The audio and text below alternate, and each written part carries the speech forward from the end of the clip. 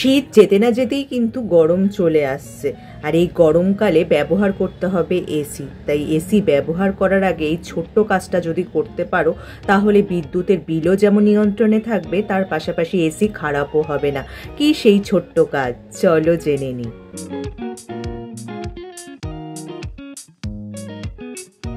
Hello friends, welcome back to my channel. আমার সব বন্ধুরা কেমন আছো?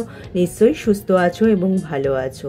এখন গরম কিন্তু আস্তে আস্তে পড়েই যাচ্ছে, আর এই সময় কিন্তু আমাদের এসির দরকার হয়ে পড়ছে আস্তে আস্তে। অনেকেই কি করে যে গরমকাল শেষ হওয়ার পরই এসি বন্ধ করে রেখে দেয় এবং তার খেয়াল রাখে না, কিন্তু অফ সিজনে এই এসির খেয়াল রাখা বা পরিষ্কার করা কিন্তু খুবই প্রয়োজন। কারণ তাহলে এসির আয়ু যেমন বাড়ে, তার পাশাপাশি পরের ঋতুতে যখন তোমরা এসি চালাবে তখন কোনো ঝামেলাও হবে না। কি কি সতর্কতা অবলম্বন করলে বিদ্যুতের বিলের যেমন সাশ্রয় হবে, তার পাশাপাশি কিন্তু এসিও ভালো থাকবে, কি সেই উপায়গুলি চলো জেনে নিই। কিছু সতর্কতা যদি অবলম্বন করা যায়, এসি ভালো কাজ করবে, তার পাশাপাশি বিদ্যুতের বিলও নিয়ন্ত্রণে থাকবে। তাই অফ সিজনে কীভাবে এসির যত্ন করলে সেটা সম্ভব, চলো জেনে নিই।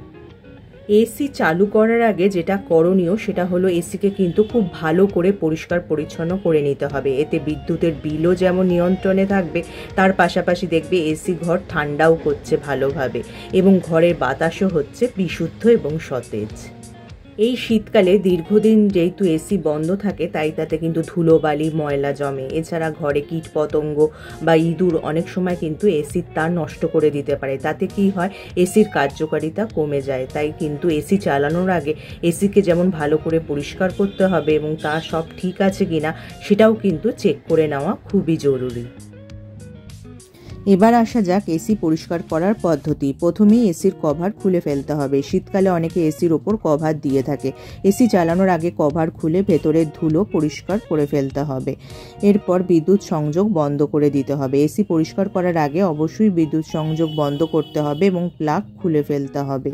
এরপর এসির ফিল্টার পরিষ্কার করে নিতে হবে। এসির ফিল্টার খুলে জলে ধুয়ে ফেলতে হবে। সামান্য ডিটারজেন্টও ব্যবহার করতে পারো। ধুলোবালি ঝেড়ে নিতে হবে অথবা ব্রাশ দিয়ে আলতো করে পরিষ্কার করে নিতে হবে। এরপর ভালো করে শুকিয়ে পুনরায় লাগিয়ে দিতে হবে।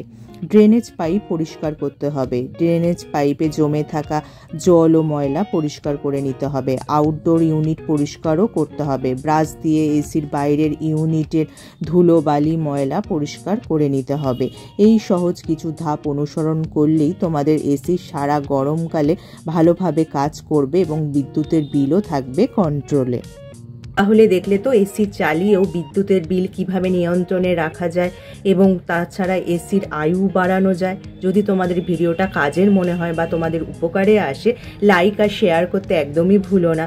যারা আমার এই চ্যানেলটা প্রথম দেখছো, চ্যানেলটাকে অবশ্যই সাবস্ক্রাইব করে নিও এরকম উপযোগী ভিডিও আরও দেখার জন্য। তার পাশে যে বেল আইকনটা আছে ওটা প্রেস করে অন করে দিও, যার ফলে যখনই আমি ভিডিও আপলোড করব নোটিফিকেশন তোমাদের কাছে পৌঁছে যাবে। আজ তাহলে আসি, আবার দেখা হবে আগামী পর্বে।